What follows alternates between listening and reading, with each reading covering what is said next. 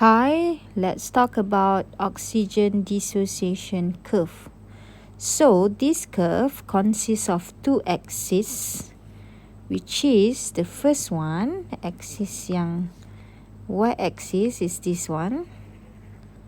So, that is the y-axis, show the percentage of oxygen saturation of hemoglobin. So, maksud paksi X ni, okay, katalah kita imagine this is the shape of the red blood cell. In the blood cell ada a lot of hemoglobin.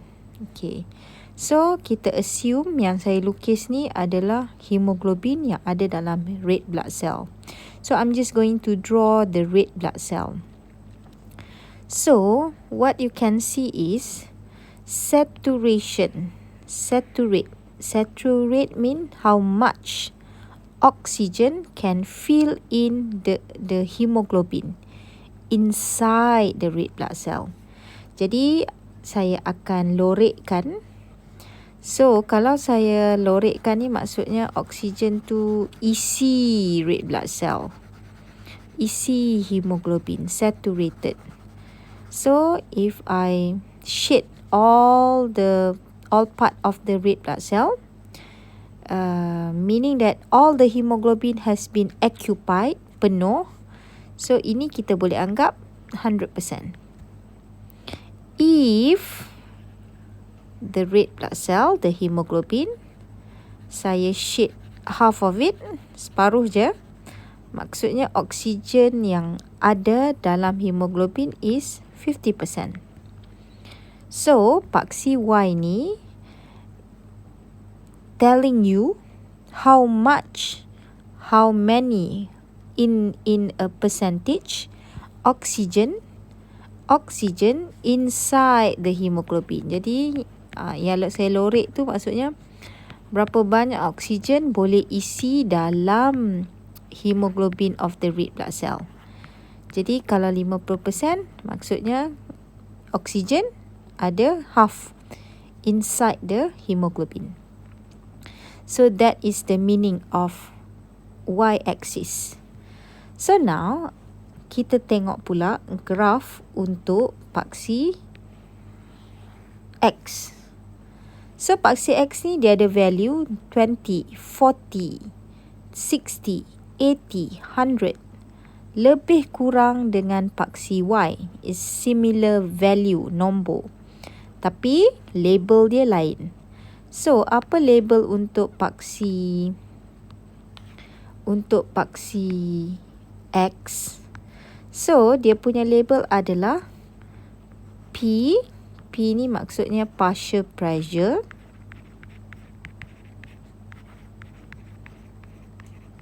Gas oxygen. Unit dia adalah mm mercury. Jadi apa maksud partial pressure? Partial pressure ni adalah pressure of gas bila gas tu mix with other gas. So dalam badan kita ni, gas yang ada bukan oksigen, ada nitrogen, ada CO2. Jadi kita ukur nilai oksigen yang ada dalam badan kita dalam bentuk partial pressure. Maksudnya oksigen tu bercampur dengan gas-gas lain. Jadi if the value is 0, maksudnya tak ada oksigen.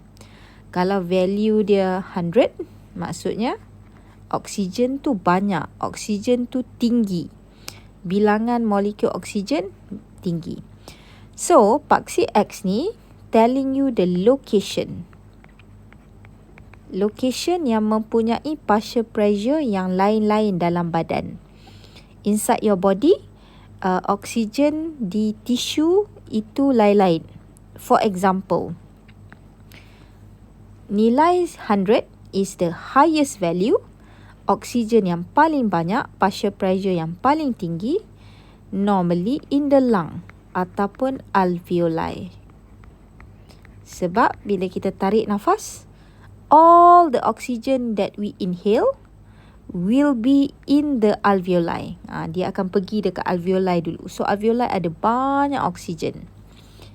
While, contoh, kalau value dia rendah, for example 20 partial pressure, maksudnya oksigen di tisu tu low.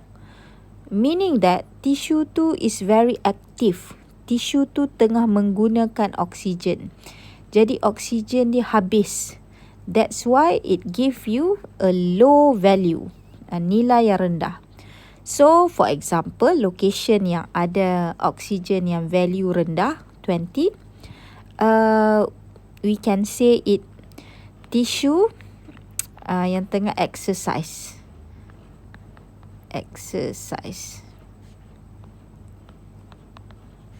Okay, exercise ataupun active tissue. Sebab tisu ni tengah buat cellular respiration. So, dia akan pakai all the oxygen yang available. That's why oksigen yang tisu ni ada sikit. Kita letaklah for example 20. And then, value 40 normally adalah location tissue at rest.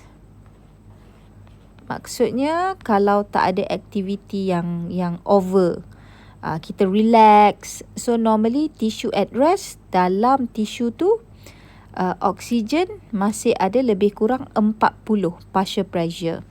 Tak banyak sangat, tak sikit sangat. Tengah-tengah. It's just nice to be used for the tissue at rest. Jadi awak kena hafal lah. Tisu yang aktif, exercise. Tisu yang tengah rest, location. And tisu yang mempunyai banyak oksigen, iaitu dekat alveoli ataupun lung. So, the idea of this graph is, you have to be able to read the graph dan kaitkan antara location dengan percentage of hemoglobin with oxygen. So, let's see. Ada a few things that we have to understand before we look at the relationship. Nombor 1, affinity. Affinity is attraction, daya tarik, attraction of hemoglobin towards oxygen. So ada dua je. Attraction, affinity of hemoglobin towards oxygen ada dua. Sama ada high ataupun low. So high tu maksudnya attraction tu kuat antara hemoglobin dengan oksigen. Dia macam magnet, kuat. So selalunya affinity yang tinggi, affinity yang high of hemoglobin towards oxygen menunjukkan oksigen tu akan bind dengan hemoglobin. Selalunya benda ni berlaku dekat lung ataupun alveoli. Sebab kat situ partial pressure oksigen sangat tinggi, menyebabkan affinity hemoglobin towards oksigen tinggi. So hemoglobin tu akan bind dengan oksigen lagi banyak, lagi cepat. So affinity of hemoglobin toward oxygen is high. Kes yang kedua, affinity of hemoglobin towards oxygen is low.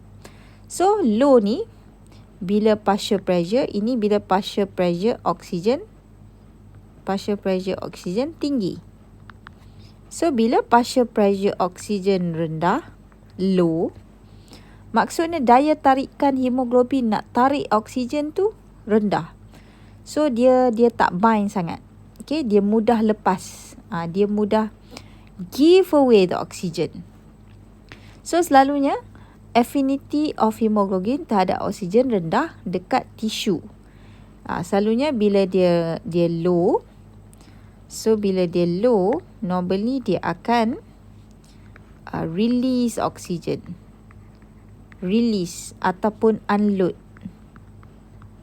Boleh juga pakai release, unload. Bind boleh juga pakai load. So dia akan melepaskan oksigen tu sebab daya tarikan dia rendah. So dia akan give away the oxygen. So normally dekat tisu yang aktif atau tisu yang rest. Aktif ataupun rest. So kat sini ada dua case. Affinity of hemoglobin toward oxygen sama ada tinggi ataupun rendah. So kita tengok graf ni. So oxygen dissociation curve for hemoglobin. Dissociation maksudnya melepaskan, unload. So kita anggap macam mana hemoglobin ni, berapa banyak peratus hemoglobin ni boleh bagi oksigen kepada location-location yang berlainan.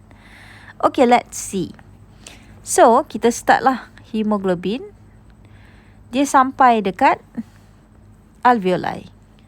So, partial pressure oksigen dekat alveoli ni tinggi, very high, 100.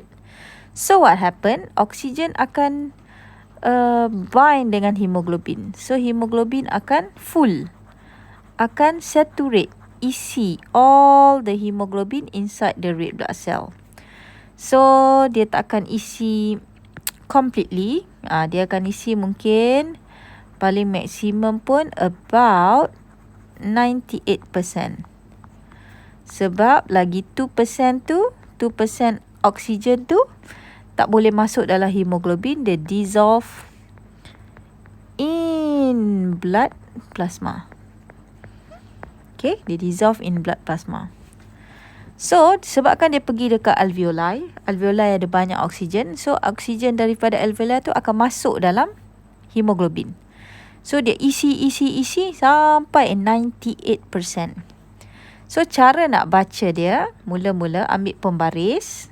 Cara dia, kalau soalan tanya, ambil pembaris, letak dekat value yang soalan tanya. Contohnya soalan tanya, what is the percentage of saturation hemoglobin with oxygen at 100 partial pressure?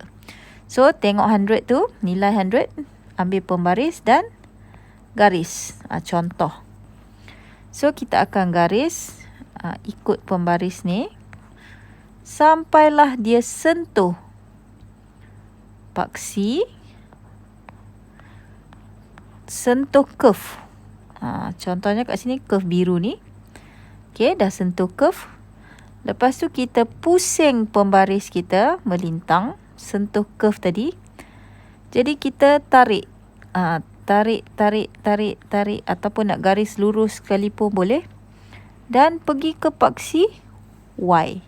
So, kita boleh bacalah nilai yang ada di paksi Y. Contohnya kat sini 98%. Jadi itulah percentage oksigen yang boleh isi dalam hemoglobin. Ketika hemoglobin tu located dekat alveoli ataupun lung. Kalau soalan tanya, what is the percent of oxygen saturation of hemoglobin at tissue at rest ataupun 40 partial pressure? Sekali lagi, ambil pembaris. Okay, take your ruler. Letak betul-betul 90 degree. And then, tengok nilai 40, garis. Garis saya ni tak tepat sangat lah. So, garis, sentuh curve. Lepas tu, pusing pembaris. Pusing pembaris. Dan ikut garisan merah tadi, pergi ke paksi Y. Jadi nilai dia kat sini, let's see. Mungkin saya punya tak berapa accurate. So, kita letak. Okay. So, garis melintang. So, nilai kat sini kita baca dekat paksi ni. Contohnya ni 60. Ini 80. Tengah-tengah ni 70. So, kena main agak-agak lah. So, mungkin 75, 76, 77. Lebih kurang. So, kita anggaplah ini 75%. Jadi, hemoglobin yang datang kepada tisu at rest ni, hemoglobin yang datang kepada tisu at rest ni, dia cuma ada 75% oksigen yang masih ada di dalam hemoglobin. Contohlah saya lorekkan. Okay, kita anggaplah ini 75%. Sebab kita baca dari graf tadi, oksigen yang masih ada dalam hemoglobin is 75%. Nilai yang kita ambil dari sini. The value that we got from the y-axis. Jadi, apa maksud dia? Okay, maksud dia adalah tisu yang tengah rest ni, dia masih ada oksigen 40 partial pressure. Jadi, bila hemoglobin tu datang, kita anggap hemoglobin yang datang kepada tisu at rest adalah hemoglobin yang fresh daripada lung. Iaitu dia mempunyai 98%. So, dia datang dekat tisu yang 40 ni. Lepas tu, tugas dia adalah dia kena bagi oksigen tersebut. Jadi, berapa banyak yang hemoglobin tu bagi? So, dia punya calculation is, ambil hemoglobin yang full ni, yang daripada lung, 98. Jadi, kita ambil nilai 98, tolak 75 ni yang masih ada dalam hemoglobin. Tolak 75%. Ini pun persen juga. So, kita akan dapat lebih kurang 23%. Ingat, ni yang full tadi dari lung, 98 full, yang penuh oksigen. Dia datang dekat tisu yang 40 tu. Dan yang balance yang tinggal dalam hemoglobin tu hanyalah 75. 75 tu adalah oksigen yang masih ada balance.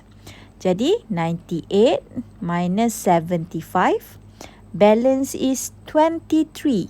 Apa maksud 23? 23 tu yang telah diberi kepada tisu at rest. Dia dah release dia punya 23% oksigen. Dia bagi oksigen tu kepada tisu at rest sebanyak 23%. Okay, itulah nilai X ni. 98 tolak 75.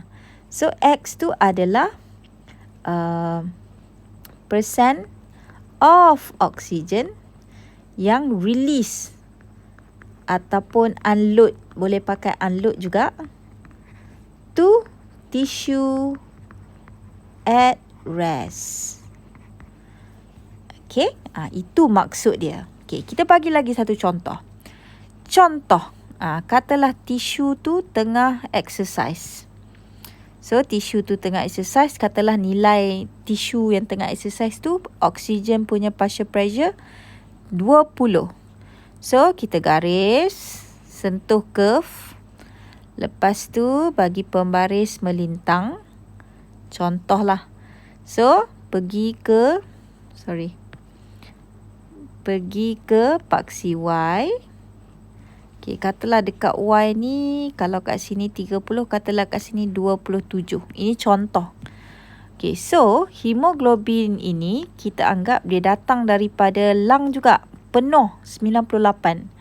Tapi setelah dia sampai dekat tisu yang exercise ni, tisu yang aktif ni, yang tinggal dalam dia hanyalah 27% of oxygen. So, saya lorek sikit je. Dalam ni ada 27% only.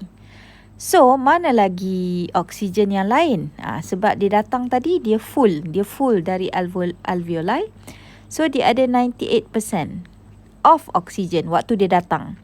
Lepas dia sampai dekat tisu exercise, dia cuma tinggal 27%. So, tolaklah 27%.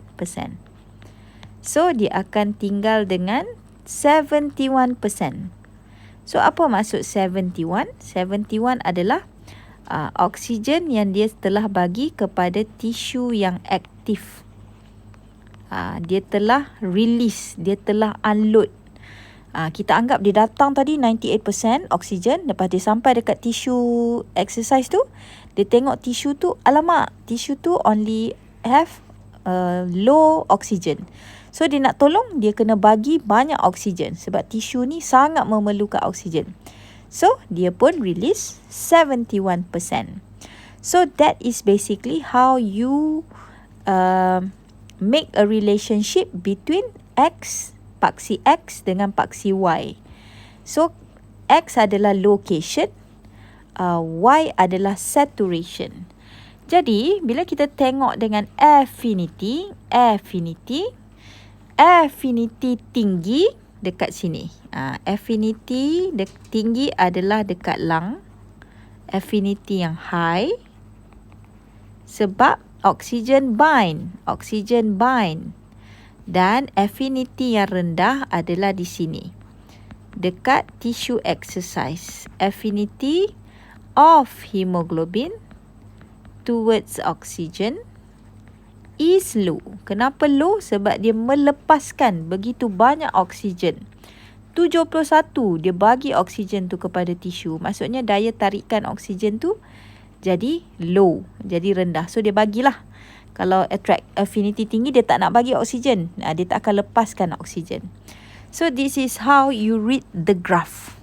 Remember, paksi X is the location. Ingat location sama ada di active tissue, tissue at rest ataupun alveoli. So apa shape curve ni? Sama ada shape dia adalah sigmoid ataupun S shape.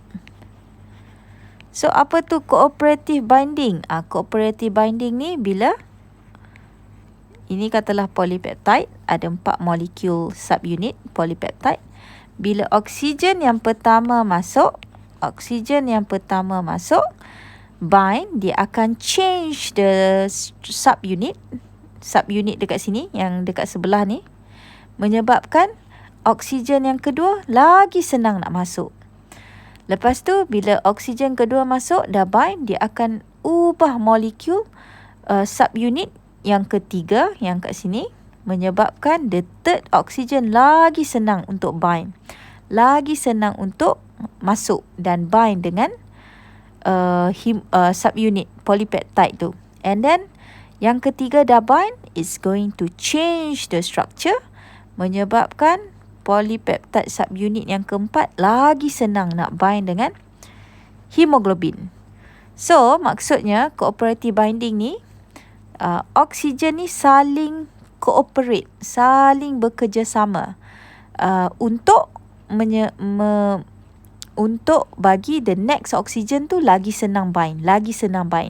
Oksigen 4 molekul ni bind pada masa lain-lain, bukan serentak. Dia mesti oksigen nombor 1 dulu masuk, lepas tu oksigen nombor 2, and then nombor 3, and then nombor 4. Dia take turn, one after another. So that is cooperative binding. So untuk soalan ni, awak pergi baca macam guna pembaris tadi. Ambil pembaris, garis dari bawah, pergi ke paksi Y. So ni kenapa tak boleh 100%? Sebab 2% dissolve in blood plasma. Okay, sebab tekanan yang tinggi, not all 100% boleh masuk dalam hemoglobin. So apa beza hemoglobin dekat A dengan B? So kena compare sama ada mana satu low, mana satu high. Tengok, mana satu high, dia akan bind dengan oksigen. Yang low, dia akan release oksigen. Jadi kat mana dia release oksigen banyak, dia bagi dekat tisu tu banyak, maksudnya affinity dia low. So kenapa penting affinity? Kalau tak ada affinity, hemoglobin tak boleh transport oksigen. So